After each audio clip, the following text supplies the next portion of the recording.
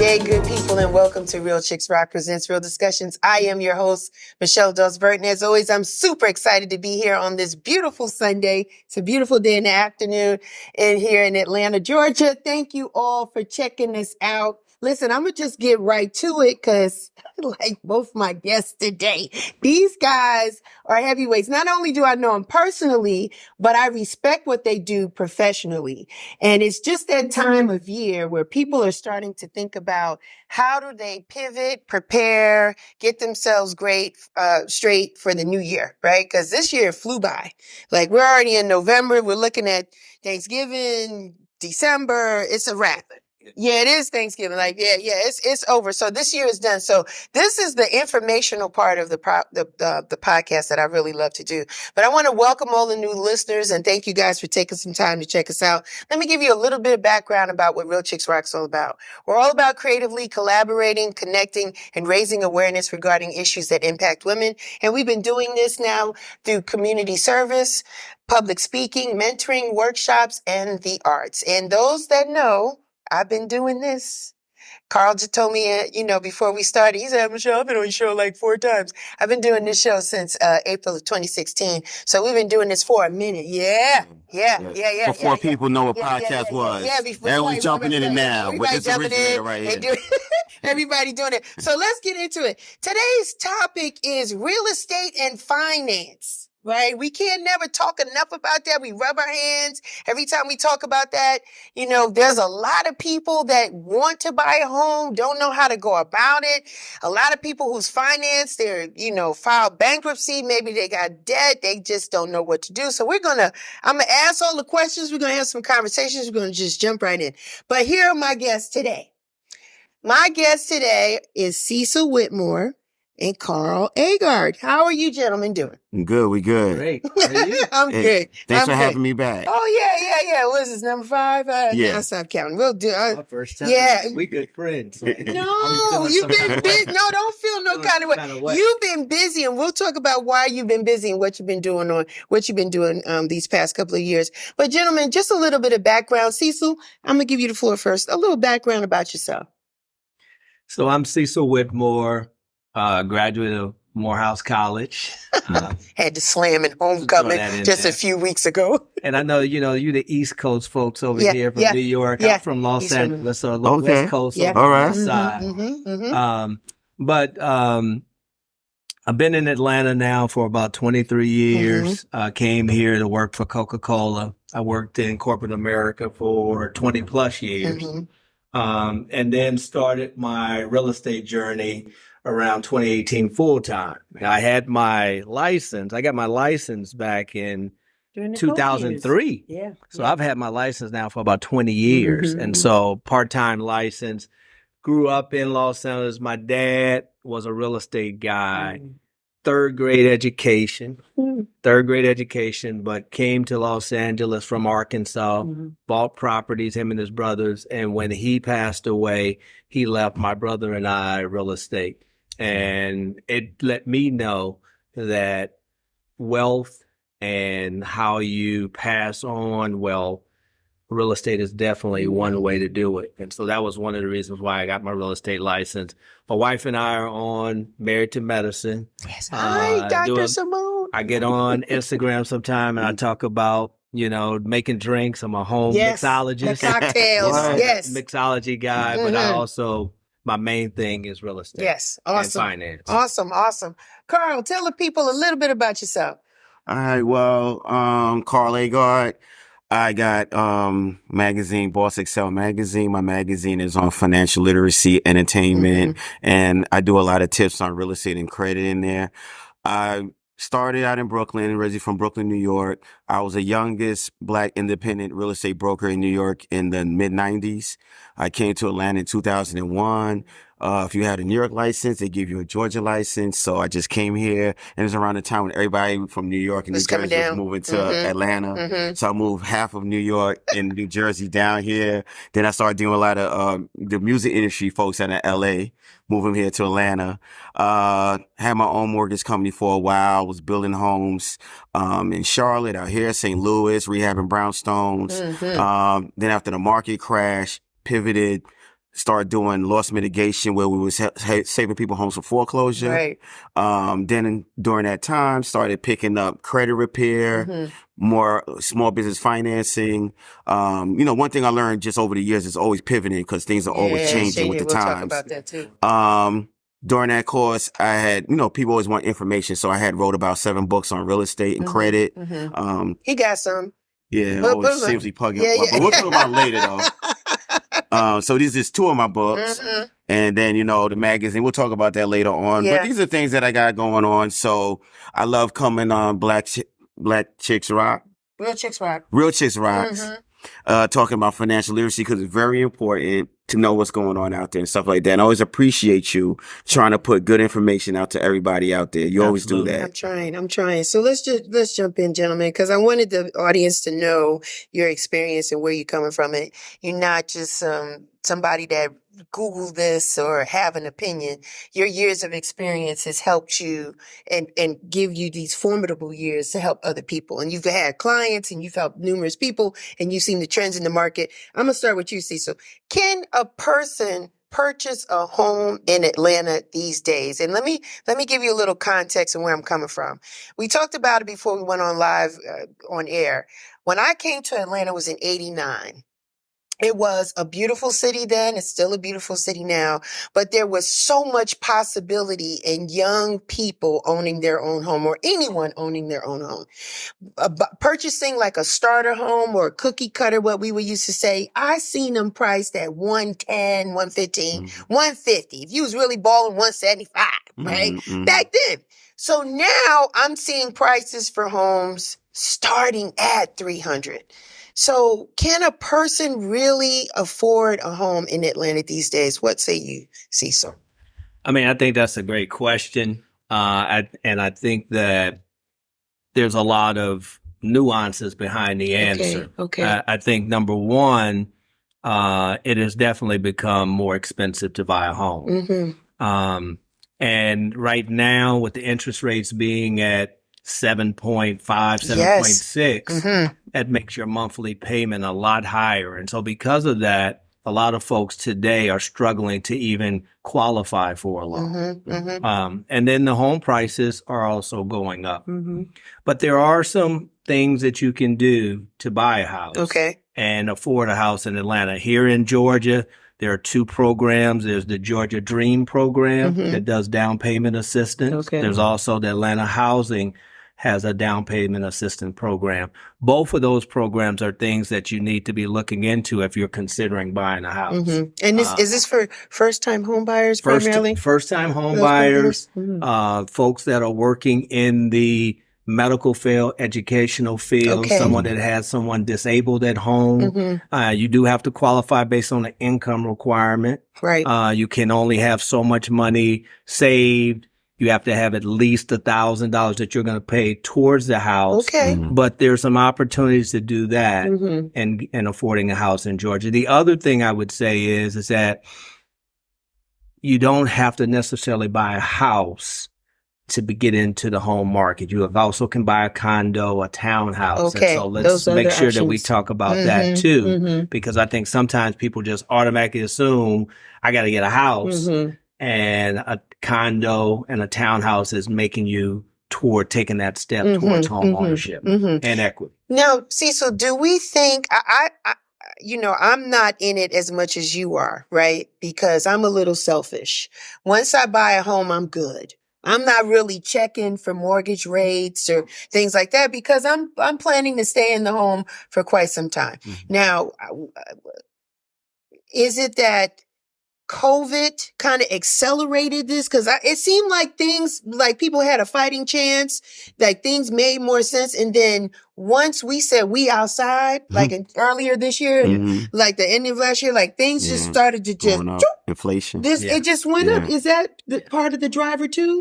There's that driver too. But I think that there was a seller's market, and I mean, it's been a seller's market even before COVID. Let's be real clear. So it's been a seller's market for some time.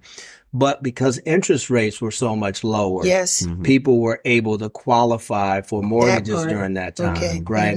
But also the flip side to so many people being able to qualify for a mortgage is that the competition was stiffer. And because the competition was stiffer, prices went up. Yeah. People were paying $15,000, $20,000 over the appraisal price out of their pocket in order to get the deal. I was working with people and we were looking at homes and making offers, and we'd make an offer on a home and there was 35 offers for one house. Wow. During the pandemic. Wow. You know, Wow. now if you can afford the mortgage today, this is actually a pretty good time because there's not as many buyers out there.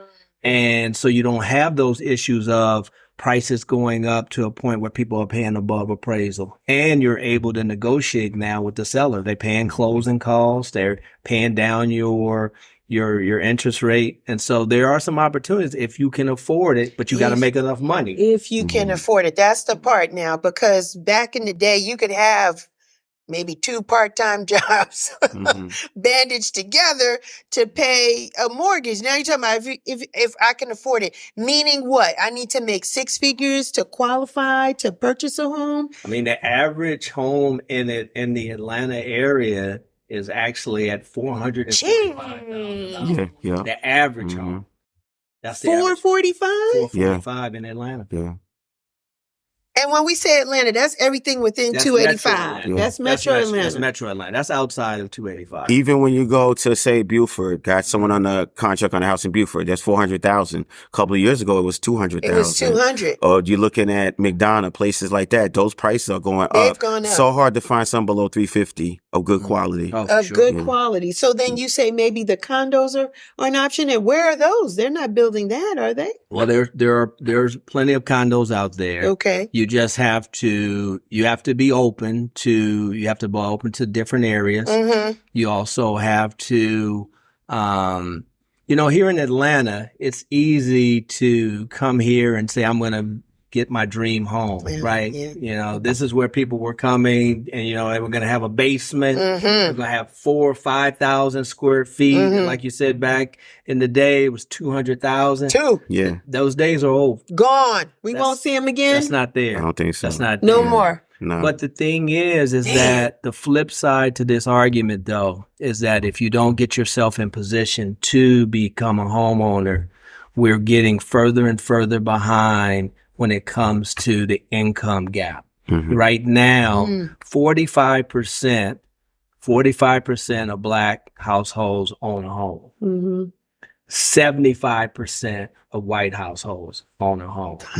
And the majority of your assets, when you talk about equity and looking at someone's net worth, the home is the biggest part of that. And so that's why I push to the young people, the first-time home buyers, get into the Georgia Dream program, get into the Atlanta Housing Authority program, save your money, work on saving money, get to a place where you're not spending 30% or more of your income on housing. If you're spending more than 30% of your income on housing, then you're considered cost burden. Jeez. You can't save in that situation. Yeah, you can't. There's no way to save. And you have to be able to save in order to get to a place. Now, you don't have to have 20%. I want to make sure we're crystal clear. You don't need 20% down to buy a house. But if you're buying a $300,000 house today, I would say to you, think about at least 3% down payments. That's $9,000 or 3 to 4%. So between $9,000 to $12,000 you need saved up for a $300,000 house. Wow. Okay. And you're going to need another 2 to 5% for closing costs. I always tell people another 3%. So that's another $9,000. So we're talking $18,000 to $20,000 big numbers saved in order to buy a 3%. That's big numbers, because back in the day, 3%, 1%, that might have been a couple of thousand. Easy. You could have borrowed that from two people. Yeah, $150,000 is not bad. Yeah. And I mean, back around, the 2000s with the new homes, you was able to get the closing costs covered by the builder. That is correct. Now the challenge is getting the closing costs covered by the homeowner that will put it in. So like he said earlier, last year was hard because it was bidding wars. So soon as you put a contingency on a contract that we want, inspection or we want closing costs, it would just go to the next one. person. Because people had crypto money, they had and pandemic money, everything like that. So they're buying all cash. And people was like moving from New York, LA, coming to Atlanta, buying all cash. So it was no contingencies. Now that the rates are higher, I'm seeing now they're open to covering closing costs. And that's also if the owner don't have a lot of debt on the home. I want to talk about that, Carl. You hit on something. Are out-of-towners driving up prices on this stuff, realistically? Because we come from busier cities. The cost of living is much higher. Hence why we moved here years ago, right? We saw the promised land.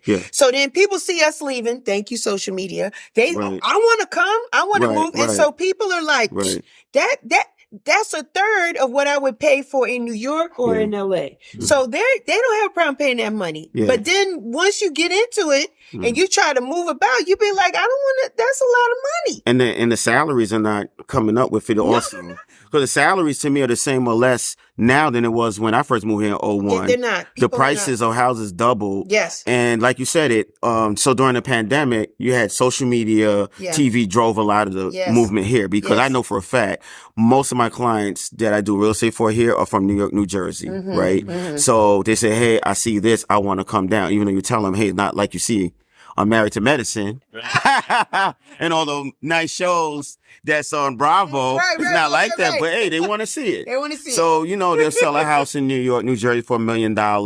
They'll come down here flush with 600 cash, whatever. They buy something. But then after it wears off, they're like, hey, I got to work here. Then you see the salaries are not the same. But it did drive it up because you'll have someone that sold houses in California, New York, cash, come down here. Price, of course, going to go up. Then you have the multiplier of social media and TV. Because back in 2001, it took a little time for people to know what's going on. Right. Now, soon as someone see a good deal, they go on TikTok. Now, everyone want to go. Right. So it's supply and demand, economics. Yeah. So you got too much of a demand, not enough supply. Then, Cecil, I want you to speak on this, with your feelings on this. They changed the type of house they started building. When I first was doing new homes, and that's when I did more real estate sales. I do more finance and credit now. They had starter homes. Yes. They had homes for single moms, young married couples, $125,000. Small kids. Still was able to get 3 to 4 bedrooms. Right. Not too far out. They stopped it, the builders. I know that because I know builders. What they did was, okay, if you get a plot of land for about 2 acres, right? They went from building these starter homes to just townhomes and push them together. Then, if they didn't do that, they did luxury homes. So now you lost that middle gap of the starter homes. So that was another driver of houses because you had people like, well, I don't want to get a townhome. I want land. They start trying to go up to the luxury homes and really stretching the market on that end. Oh, wait. And one last thing we're not going to forget, Cecil. We also had Airbnb. People now was getting homes and buying up the inventory, Airbnb out. They took a lot of homes off the market. And then you also had the institutional corporate buyers like Open Door and then was buying homes that normally would have went to first time home buyers. They was buying them, flipping them, and also selling for a lot more. A lot of stuff going. You got to sip on some water. So I wanted to know, Cecil, what's your take on that? Also, was you seeing that a lot out there in the market, and if you see if it's changing? I mean, I think you're spot on. I think that during COVID, because now you can work from home. Yes. A lot of folks moved here from California and New York and Chicago with cash, and we were losing a lot of homes on folks that had cash. We had our FHA loan. My client had the FHA loan. They were ready to go. I mean, someone has cash, they're going to beat you. They're going to beat you out. I think that, the starter home, I think you make an interesting point about that. I think there are builders that are still doing starter homes, but I think the price of starter homes, as Michelle talked about, has gone up. A starter home today, I mean, you're talking about minimum home price in Atlanta, you're talking about $250. Maybe you can find it. Yeah, I mean that's hard to find. That's hard to find. Yeah, $250 is about your minimum price. Yeah, point. And now with the interest rates, Now with the interest rates being at 7.65, So high. you're at a place where most people can't qualify for the loan. Right. Now, here's the story though. That's because inflation is up, and so they raise interest rates to try to bring inflation down. Interest rates will go down. Thank you. I was going to say that. Then I said that. Yeah. Wait, I'm going to tell you. Let me. Because we know there's ebbs and flows in the market. Let me jump in because being in finance and real estate finance since the 90s, I see all these cycles. Yeah. So I told people next year's an election year. Using an election year, they like to make people go to the polls happy. To make them happy, you got to lower the rates. And another thing also, when I bought my first house in Brooklyn in 1997, rates was 8%. Homes was a lot lower. But it took from 1998 all the way to 2020 for it to go down to 2.5. We're talking about good 20 years. 20 years. They raised it in reverse from 2.5. I know I sold a home to somebody February of 2022 at 2.5 of a VA loan. Exactly a year ago, I did a house with someone with 7.5. It went back. You did 20 years worth of interest rate rising in 1 year, and it shocked the system. Yeah. And unfortunately, you got people that powers that be that don't do economics. They just do it and figure it out later on. And that caused another shock to the system. So I believe that next year they're going to have to adjust it. I tell people a good point is like 4.5, 5 points. Yeah, it might not go to sense. 2.5 again. I think that was historical. Yeah, I don't think we ever see. Yeah. I don't think we ever see 2.5 to 3. I got that. If you're waiting on the sideline for 2.5, 3, I got you might that be on that sideline. I got that 2.3 because Cecil was my realtor. Yeah, in 2019, and so because I lived out of the city, I wanted to be closer, and so I'm in a historical kind of, neighborhood, and it's an old home that they fixed up. They threw a couple of things on it, but I saw the vision for it, and so I got in there, and I got in there for the twos. So I was still shaking in my boots because there's some twos I wasn't used to, but I had to look at it for the long-term goal. Right. And then I got in at a good rate. Then prices went down and I refined, and we're going to talk about this in a minute, but I did a 20-year because I was like, I don't want to be, because I'm like, I'm in my 50s. Yeah. I said, I don't want a 30-year loan and I'm in my 80s. I remember when you was doing that. I remember when you bought the house. I remember when you was refinancing. Yeah, you know what I'm saying? Yep. So I said, I don't want to be in my 80s, so let me shrink this down and add some. We'll talk about that. Do you believe in this 40-year mortgage that they got going on out here? Not everybody's carrying it, but I heard about it. What's your thoughts on that, Cecil? I hadn't heard about the 40-year mortgage, but what I would say to you is this. I think if a 40-year mortgage gets you into home ownership, then I'm for a 40-year mortgage. Then you're going to go for it. Okay. I'm for a 50-year mortgage if we can get you into home ownership. Because I think the important part is this, is that what home ownership does for you, you have a built-in savings account. Every time you pay your mortgage, you're paying down the debt. Yeah. And when you're paying down the debt, you're adding equity. And if you buy in a good area, right, you buy where it's appreciating and you're paying down the debt, you're going to be building wealth.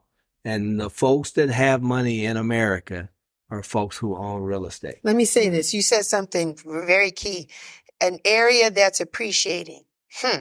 So does that mean we need to be in areas that are more diverse or more of a working class? Because I'm seeing them building townhouses. It looks like townhouses in the Greenbrier Mall area off 285. Is that an area that we would consider we're all going to appreciate, or do I need to move somewhere else where everybody in my neighborhood doesn't necessarily look like me? Well, I love the question.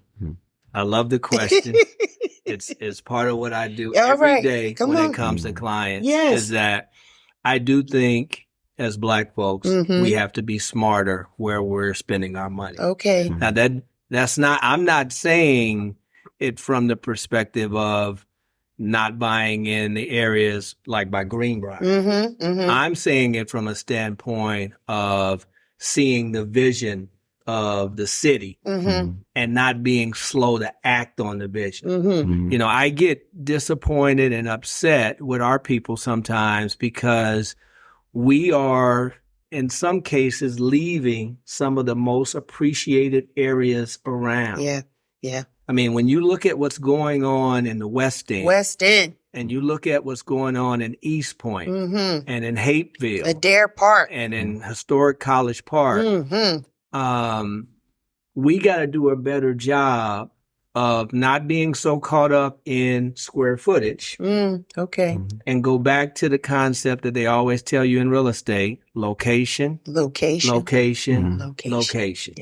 And when we start doing that, we're going to be buying properties that are appreciating. Yes. So I would argue that some of the stuff that I'm seeing going on around Greenbrier might be a much better purchase than moving too far out in the suburbs from an appreciation standpoint. Okay. I mean, when you look at like appreciation in Atlanta, I pulled up some numbers.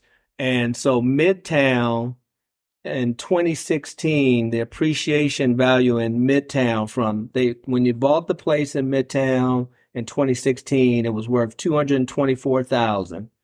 Now it's worth $366,000. That's a 38.7% appreciation value. In North Buckhead, $440,000 in 2016, $626,000 today. Wow. That's a 23% appreciation value. In Old Fourth Ward, 200. You could have bought a place for $203,000. I know that's right. Now you can't even walk your dog over there. Come on. $392,000 right now. That's a 48% appreciation value. So we got to be smarter about not necessarily having the biggest house. Yes.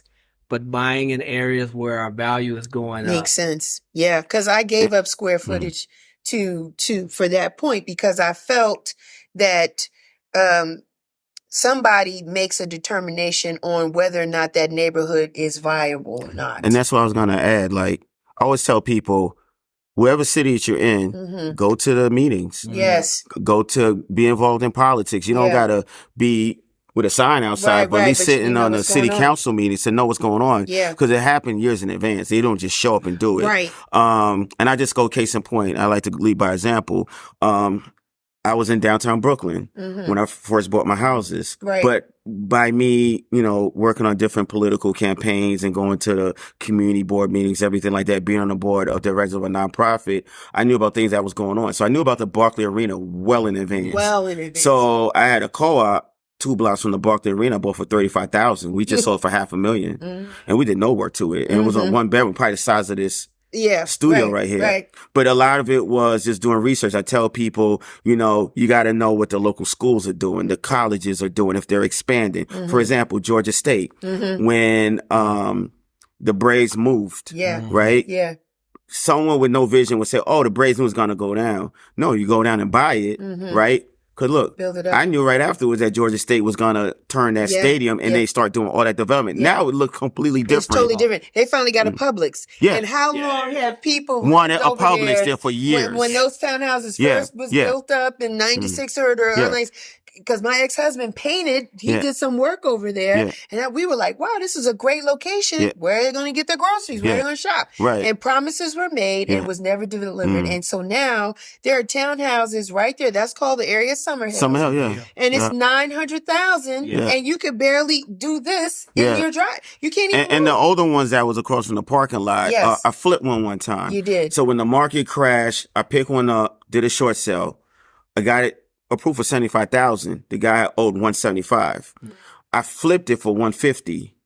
That was my thing with flipping. I wasn't a buy and hold as much. You got different phases of real estate you want to get in. But that same one for $175, that person now that got that house is now probably $350,000, $400,000. Right. Right.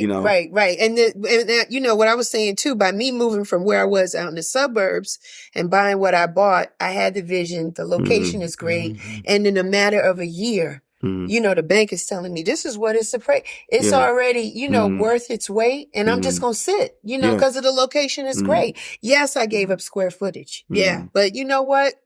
But then you get other convenience when you live in the city. You got more stores. You got to look at this. Oh, tell me, you got to look at the schools, what the school's about to do, amenities, stuff like that. Everyone got to look into what's best for them when it comes to stuff like that, and I always tell people, do your own research. Just don't go off of TikTok or what your homeboy said. Do your own research and see if it's adapting to what you want to do with your life. Yeah. Let me ask you this, Carl.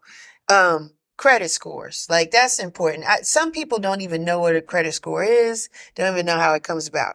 When I got in this game of first putting my name on signing on a mortgage, it was TRW, TransUnion, and Equifax. You said TRW. Who you went back with that way one? back. Wow. I'm talking about, like, I've been in the game where you sit down and you sign and it's 30, the pages you're signing your life away. Now it's so automated. You ain't even got to show, like, it's so advanced now. But credit scores, what does a person need from a credit score perspective to even be considered or think about home ownership? Well, bare minimum is like 620. They could go down to 580 with FHA, but we know the scoring models are all different. You got Credit Karma, which is Vantage Score. Mortgage company use a FICO 8. When you go for a car, it's going to be another FICO model. Right. So I always tell people, you want to get to about 620 minimum, but really want to be at 640 because your scores are going to fluctuate, especially now because of algorithms. So I'm here to give the tea on the algorithms and just a little bit. So I was doing mostly houses up until about 08, 09. After the market crashed, then I started doing more financing. So I started doing more foreclosure prevention, short sales, financing, mortgages for investors, small business finances. So dealing with that, I had to learn more about the credit side, because before I didn't deal with it as much because the mortgage brokers did. But the last 10 years, I dealt more on that side. So I started learning more and more about the credit score, the algorithms, what makes it go up and down and stuff like that, to a point that we started doing credit repair in-house. So I started my own nonprofit to do credit repair in-house so that then I could turn around and help people with their mortgages and their loans because we used to outsource it, but they charged too much money. And also they wasn't doing the work. But since I wrote a book on it, I said, well, I could do it myself. Plus, I like to learn the trends. So then when I started seeing the trends is with the inflation, that they're really dinging you for using your credit card. So they want you to have a credit card, but don't want you to use it. So soon as you max out your credit card, I had people's scores literally go down 80 points. Wow. By just using their credit cards. So I always tell people, one, before you look at houses, once again, let's go back to TikTok. They look on TikTok, see people getting houses, say, well, I want one too. Like they're just buying a puppy. You don't call Cecil and say, I want a $600,000 house and you make $40,000 with a 450 square. You're going to waste his time. They're doing that on TikTok though. They're doing that on TikTok. Yeah, right. So they look at TikTok, then they're going to see Cecil on Married to Medicine. They say, oh, I want a guy Married to Medicine, show me a house so I could go show on TikTok. I got this guy. And they got a 480 score, want to buy a $600,000 house, and Cecil not going to waste his time. Yeah. So I tell people the first thing you want to do is look at your credit score. Right. Now, I would say Credit Karma is good to look at. It's easy to read. Experience easy to read, but don't use a score as the Bible. You want to basically go in there and look at the credit utilization. How many credit cards that you have? Are you maxed on your credit cards? Or you got 5 cards and all of them at 100% maxed out. That's going to keep your score low. Plus, they're not going to give you financing because they feel like you're over leveraged. You want to look at, okay, do you have a mix of loans, installment loans? Do you have car payments? Do you have a mortgage in place? Most people don't have a mortgage in place when they're first-time home buyers. So on average, they're going to have maybe 5 credit cards, 2 loans, installment loans, and maybe a car. Wow. And that's what they're going to look at. Then they're going to look at their score. If you had a 580, why are you at 580? Is it because you're maxed on your credit cards? Do you have collections? A lot of people got collections, don't even know. Wow. And I said, look first before you go to a mortgage company because now it might be erroneous. It might be something old. It might be something that be taken up beforehand because if you go for the mortgage, they're going to want you to address it first. Yes. That means you got to pay it off. Or if you refinance it, they're going to take it out of your equity and pay it off first. That is correct. Now, if it's not correct, you could get it off first. So what I'm just telling people is look at your stuff first before you start looking at houses. Listen, I used to have to write at the closing table a letter on why I might have been late on a payment. That was a couple of years back. Yeah. Real talk. Yeah. If we're talking about like a phone bill or something, like what, Miss Burke? Simple phone bill. Yeah, back then I was Miss Dawes. Miss Dawes, can you explain why this was? And I was like, I don't remember. My money was funny. Like, because life happens, but I had to write a little, they give me a sheet of paper and I write it out. To whom you may concern. To whom you may concern, to just kind of figure it out. But it's interesting because people don't realize the power of credit, but there's another flip side to it, Carl, because sometimes there are people that, you got a lot of small businesses, a lot of street entrepreneurs, cash only, don't really want to have too much money moving through the system, right? But then doesn't having one credit card and using it wisely helps to build up one's credit? Got to. It's the catch-22. Okay. They want you to have credit, but not to use it. So you got to have that rotation. So I always tell people, put your Netflix subscription on it. All right. Because it's $25 and you pay back to $25. So you have that rotation, that mix going on. You don't want to get a bunch of credit cards and not use them at all. That's going to ding you. You don't want to use them too much. It's going to ding you. So basically you just want to say, okay, I got three to four cards. I'm going to use up maybe 30% of each one and below, and just use simple stuff. You go on a vacation, put your hotel on it, but then pay it right back. Cause also you got the debit holds. Anyways, it's good. Same thing with Uber holds. You use your credit card for that, but pay it right back. But it's going to give you a good mix. Say what? Oh, holds. Okay. This is a rated PG show. Hold. HOLDS. Yeah. He's just laughing because did he say what I thought he said? Okay. Right. All right. Because, okay, so for example, you go to a hotel. Yes. And you stay for about 3 days, $175 a day. They're going to put a $50 per day hold. Yes. On your debit card. And it's going to hold it up. But if you put in your credit card, it's not as bad. Right. And it just fall right off. Right. So I tell people use your credit cards for that purpose. And you get to do the write-offs if you own a business. Talking about small business owners, so we know a lot of people that say food trucks. They've been very popular. So they're cash and carry. But I say you got to deposit it because when you go for a small business loan, they want to see how much you're making. Yeah. They're not even going on tax returns no more. They say anyone can make that up. They want to look at your bank statements, what you got coming in for the last 3 to 4 months to evaluate you for a loan. So I tell people, borrowers also, they get cash. Yeah, all the time. And they don't want to deposit it. You got to deposit it. Everybody want to see the paper trail. They want to see where the money is going. So not only you got to look at your credit, you also got to look at your financing, your tax returns, and also for first-time home buyers, your tax returns. Your W-2s, your pay stubs being organized. Look at your credit. Make sure you don't have small collections on there. Like, you might have switched off of AT&T U-verse and went to another Wi-Fi. U-verse might hit you for $80 on a collection. You don't know about it. Yeah. Yeah. Does having a credit score over 700 helps a person at the closing table? Does it help really? Oh, absolutely. Absolutely. I mean, Carl is talking the real facts about being a homeowner. I mean, you have to follow those rules of getting your credit in line and having the money saved up. But to your question about your credit score can determine what kind of interest rate you're getting. So someone that comes in with a 640, as Carl mentioned, they might qualify for this interest rate. Someone that comes in with a 750, they're going to get a lower rate. And so a lower rate means they're paying less per month. Correct. For the exact same mortgage. I mean, and that's unfortunately, that's been the problem when you start talking about housing disparity among blacks and whites, is because our credit scores have been lower. Right. There's been discrimination on how lenders are looking at your application. Black applicants are more likely to be denied for a mortgage than a white applicant. And so we have to use the system, and using the system, as Carl mentioned, is knowing your information, doing all of the things that you can do to be successful, because the system is out there for everyone to use. It's our ability to take the system and use it to our benefit. That's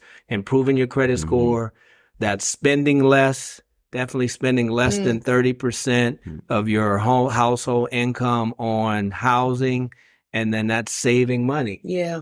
Those Starbucks runs, you got to cut that out. And let me tell Cecil, not only with houses, it's also like even with small business lending. Like I've seen a white company could get $100,000 where a black company may get 20 or none. And it makes a big difference because now that white company is able to better staff, better advertising, everything like that.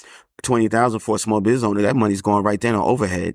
And they're always behind the 8 ball. Always. You know? Always. Yeah, That's a and whole issue. I'm not saying it from a perspective of, oh, woe is me. I'm saying it more from a perspective of what can we do to, what are the steps that we can take in order to bridge the gap. Right. So how can we get to a place where we have more than 50% of the Black population owning a home? Right. Right. And so those are the kind of things that we have to talk about. And I think, and Carl talks about it with social media, don't be embarrassed around saving. Don't be embarrassed because you decided to get a less expensive apartment so you can save more money. That's the name of the game. If you got to move back in with your parents, if they let you, and that's the story. Someone's probably throwing some at the thing. You don't want to hear that. But if you have to move back in with your parents in order to save money, I'm not saying move back home with your parents and you out here flossing. Yeah, you carrying on. That defeats the purpose. Yeah, you gotta have a goal. Gotta have a plan. But I'm saying with a game plan, you know, we're also in a situation where we're behind the 8 ball when it comes to gifts. A lot of people, when you talk about down payment, a lot of times the down payment comes from family members giving them a gift. Yes. And unfortunately, a lot of times we don't have it to give. Exactly. Or we prefer, instead of getting the down payment gift, we prefer to take the money and do a destination wedding or a big wedding where we're going to have folks come on and we can do it on Instagram. Oh, my man, that's real talk. But those are the kind of right things that we have to think about. Yeah, so we only got to deal with outside forces. We got inner forces that's been going on both ends. And something that he said about the gift. For example, like white people, they got the insurance game. They do. And it's generational. They have insurance. So when grandma died, grandma leaves them $1 million, so $500,000. They got 4 people now because they're married. Yeah. So I've seen people with my own eyes get up to $2 million in insurance money, so they're able to buy a home, start businesses, do everything like that. Right. Well, our family is on a GoFundMe. So that means no one's getting anything, you know, and that's why we're still falling behind. I tell people, I said, that's how they're winning, is because their family is setting them up in advance. That's why I had to do that for my kids, where I set my kids up in advance, where I got a good insurance policy. If something happens to me, they got $1 million. The property that I talked about earlier that I bought in Brooklyn for $35,000, that was for them. They wasn't even born yet. So as soon as they got to college age, we sold it, liquidated it. They got their money. He want to go to Howard, he goes to Howard. Right. He's living on campus in a nice high rise. He's good. And also, I taught him money also. And the money's in his account. He had to manage his own money. Right. I didn't say, well, he don't see it. I want him to manage. So if you jack off 6 figures, you could say, damn, my dad gave me 6 figures and mom, and I jacked it off. No, he's managing that money through college. That's good. And same thing with the other one. So, but that's what I saw. With the people that taught me the finance game. And the language was a little different, Carl. Before it was GoFundMe, it was French fries. What can y'all donate? Right? You really going back with this podcast. TRW French fries. It was like, you know, Rashid and Rashid passed and we don't really have it. Could you chip in come on by it? plate. And the body sitting at the morgue for a while until y'all get the money and the funding together, just to, you know what I'm saying? Right. And I was like, no, that's not the life that I want. You know what I mean? I told my son, I don't even want to be above ground past 3 days. I'm out. Yeah. So yes, multiple. If I can't do $1 million or a half, I got enough to make sure you're not passing no basket. And let me just say something. So imagine now Grandpa passed away, right? They did a GoFundMe or fish fry. Right. Now imagine if Grandpa had a good insurance policy to leave each of the siblings $100,000, just even $100,000 each, that's what, or $50,000 that they could use to go buy a home. Exactly. Right, and they didn't have to do FHA. They could do conventional, get a better rate, and walk into a house with equity, and maybe have a little leftover to start a business. So this is the stuff that me and him are talking about, is how you're building that generational wealth. Is, you know, people, please stop, you know, watching TikTok and try to do stuff just to impress people. Listen to professionals. We're professionals here. You know, we didn't just wake up and give ourselves a title. We were closing homes, doing finance and everything like that, giving tips. And that's why I try to tell people now, like, go back to the basics of doing stuff the right way. Go to first base, second base, and third base. Start trying to hit the home runs. They weren't shortcuts.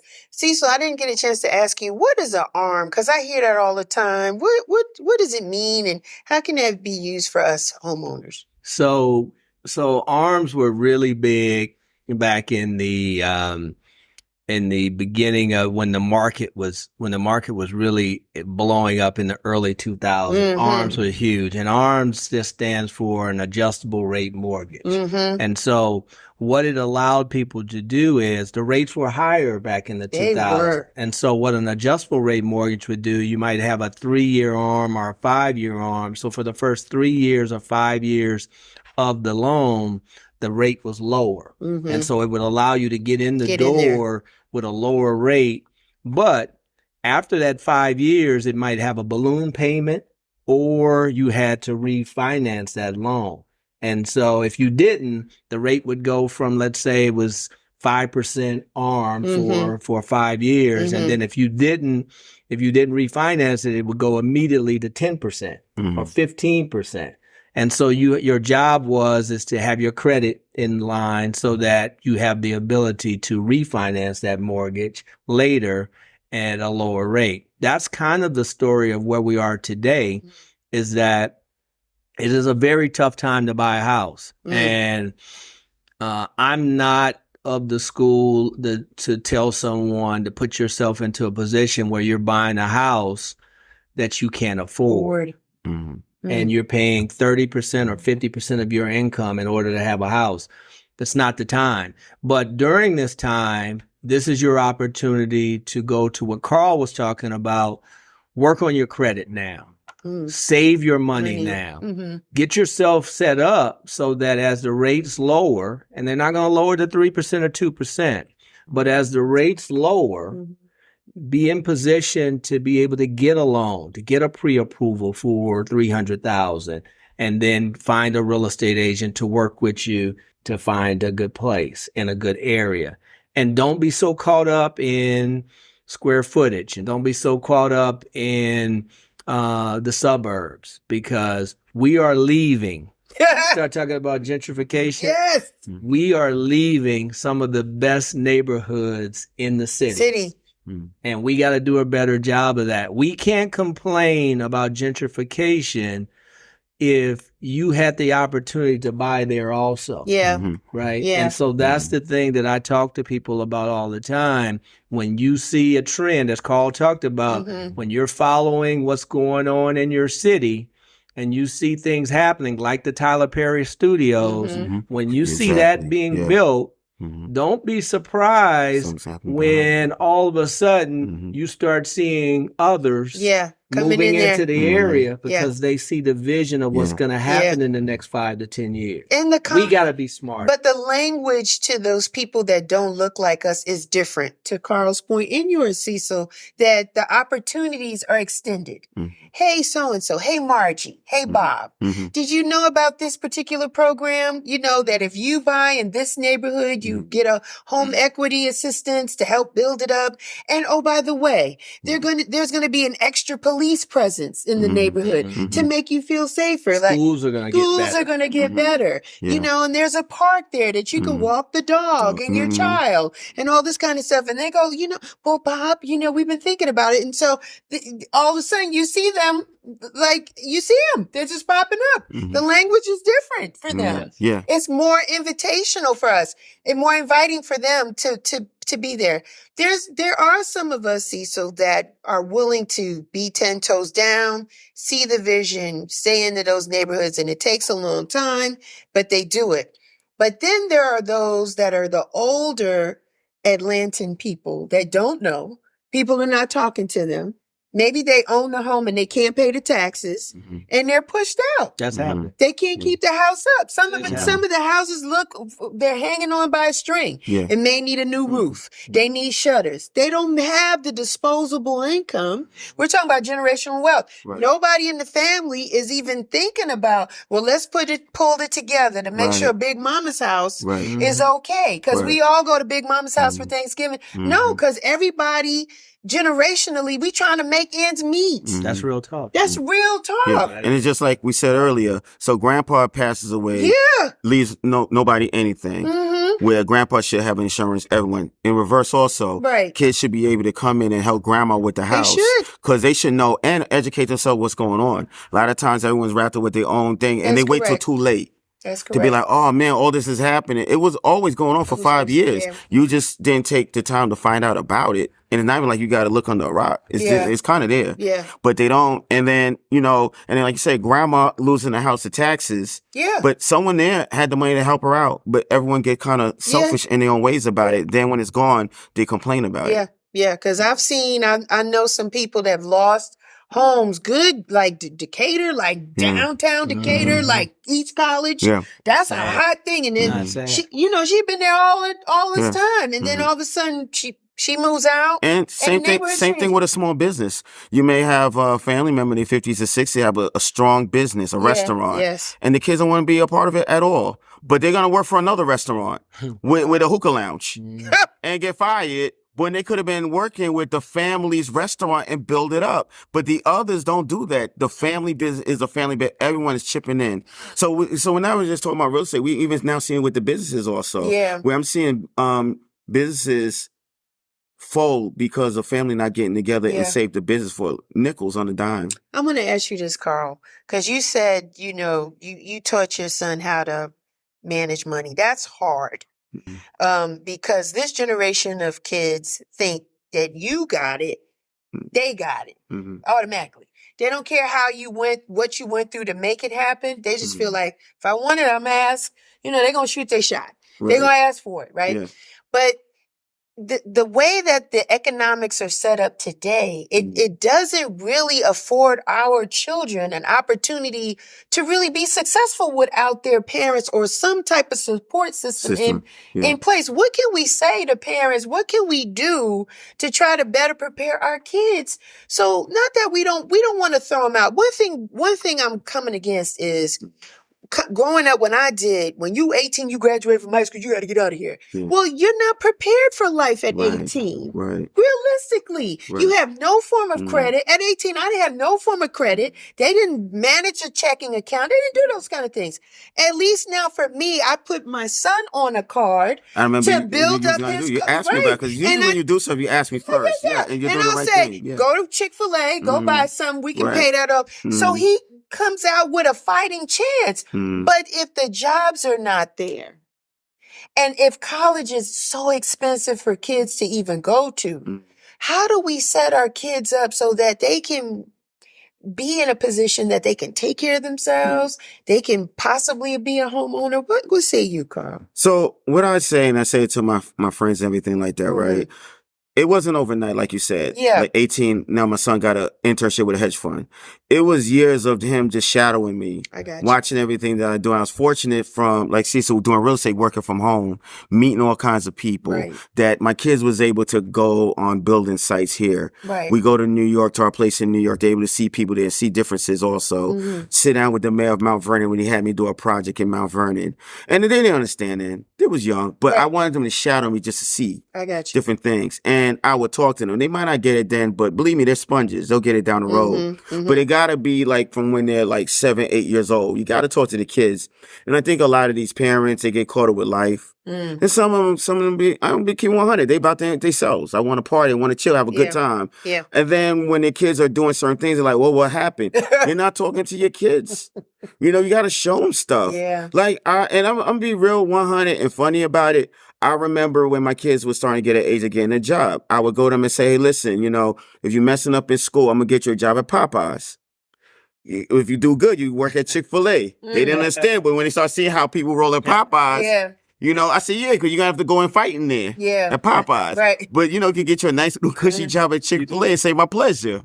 And they understood it, but I just was like always talking to my kids and let them see things, let them know about working for stuff. Hey, if you do good in school, you're going to get this. You don't do good, you're not going to get that. Where a lot of parents tend to just give it to them and leave me alone or whatever, or not give them, then they're going to take it. Because, with social media now, it's powerful. Phone is right here. Kids can see stuff that they want. Yeah.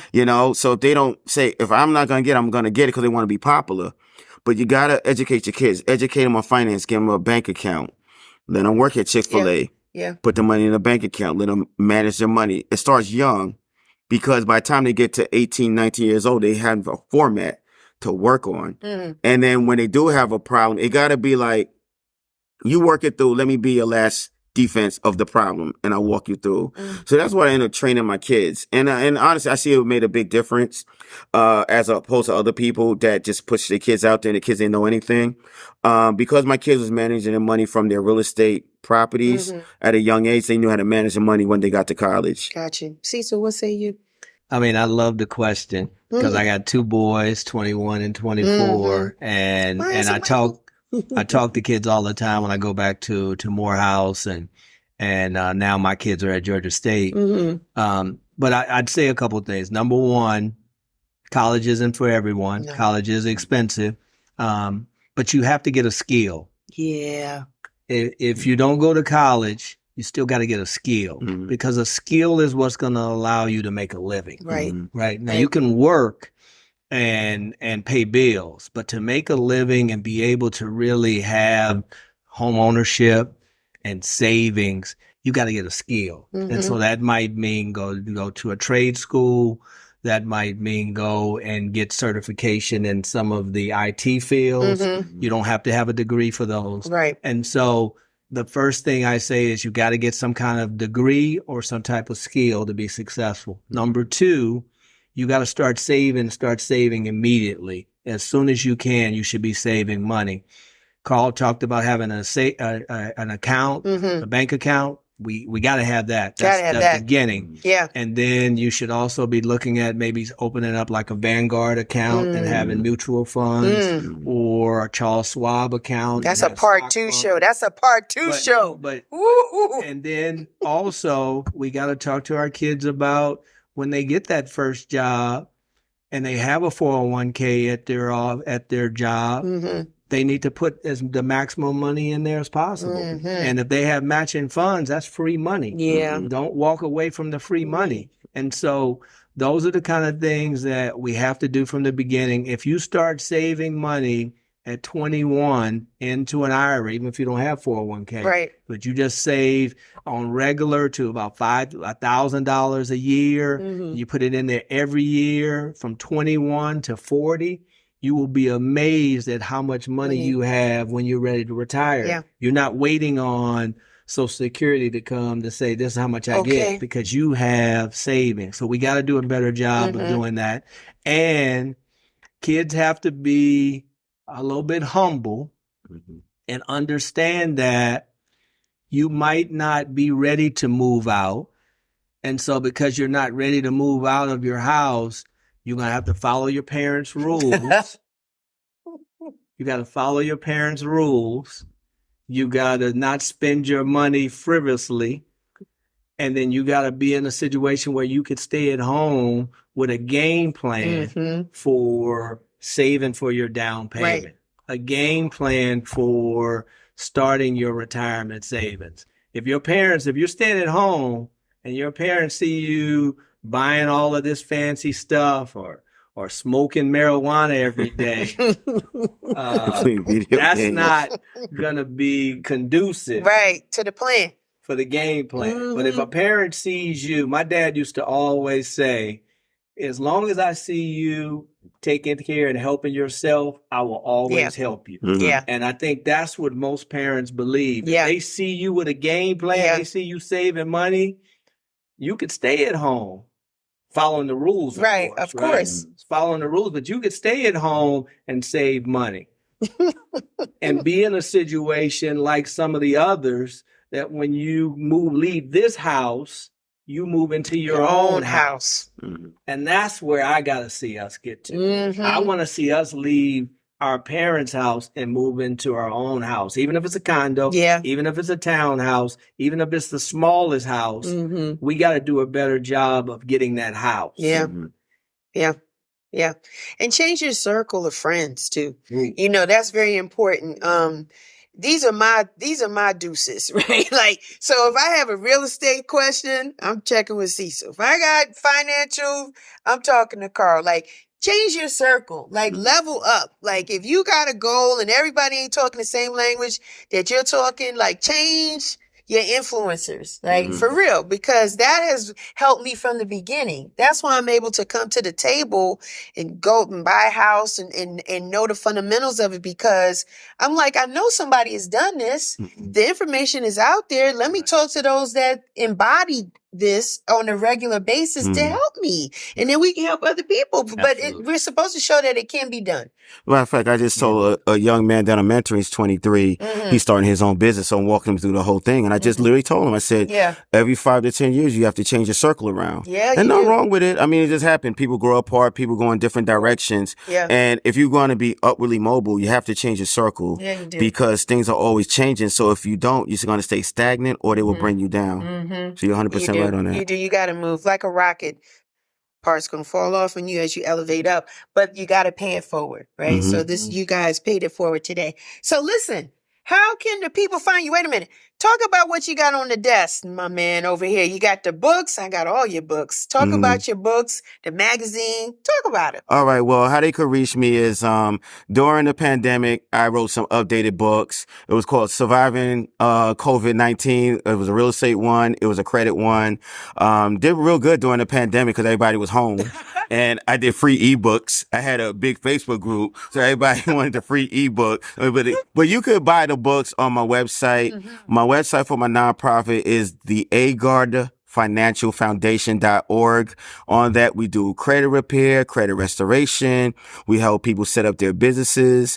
We help people with foreclosure prevention with my nonprofit. And then you could purchase my books there. Don't go to Amazon. You could do it directly through the website. And then my magazine is Boss XL magazine. You could go at bossxlthemag.com. Instagram is the same, Boss XL the Mag. And basically my magazine is on entertainment, entrepreneurship, financial literacy. We're going to get Married to Medicine in there. You're going to know a lot of folks in here already, you know. But what I do is, I just noticed that there was an alarming trend of negativity in terms of media, celebrity gossip. Because I had the means to also get information out there, I said, let me do something where people that's on TV, radio, singers could talk about what they got going on. A lot of them got stuff going on. They got nonprofits. They buying real estate. Some of them got out the music industry. Now they're behind the scenes. And I got tired of people saying, oh, what happened to such and such? I heard they fall off. No, he's doing good. He's doing something he's just different. Not out there, but he's doing great. He's doing something different. So, and then also I put a lot of my real estate tips in there, credit tips. We have a lot of experts on real estate, like Cecil going to be writing about what he just talked about today, So that's what I got with my magazine and my books. Nice stuff. And then y'all could check me out also on Instagram, Carl Agard _ the money expert. Right. Cecil, how about you? How can the people find you?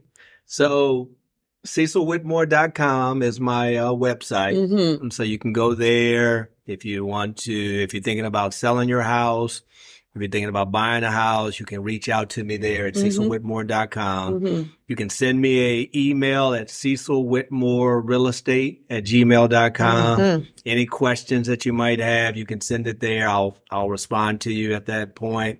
I'm on all social media, Cecil C. Witt on Instagram, Twitter. Please reach out to me. I want to help. I'm in the business of helping folks. Yeah, he likes helping. I'm not in the business. If you just want someone to open doors, I'm not your guy. If you want somebody just to agree with you on real estate, I'm not your guy. I'm going to tell you the truth. I want to see us win. And all my clients, that's my job. Awesome. This was love it. I need a part 2. Can you have a part 2? Oh, yeah, always. This was really good. Went fast too. It went fast. There's so much stuff we didn't get to touch on, but we did good. But we did fundamentals. We did 101. And so I'll bring you guys back and we'll talk some more. Listen, that's my time. You know me, Real Chicks Rock. I'm everywhere. Check out the website, realchicksrock.com. Cop that merchandise. We got that out there. I'm on formerly known as Twitter, X. Now, right? It's on X, Facebook, Real Chicks Rock. I'm just everywhere. But listen, before I go, those of you that know WBLS 107.5 in New York, Frankie Crocker, he would always say this before he leave. May you live to be 100, and I live to be 100 minus a day. So I never knew that beautiful people like you had passed away. Until next time, Wow. I love it. take care, be well, and rock on. There I go, there I go, there I Thank you for checking out Real Chicks Rock Presents Real Discussions. Be sure to subscribe so you don't miss our next show.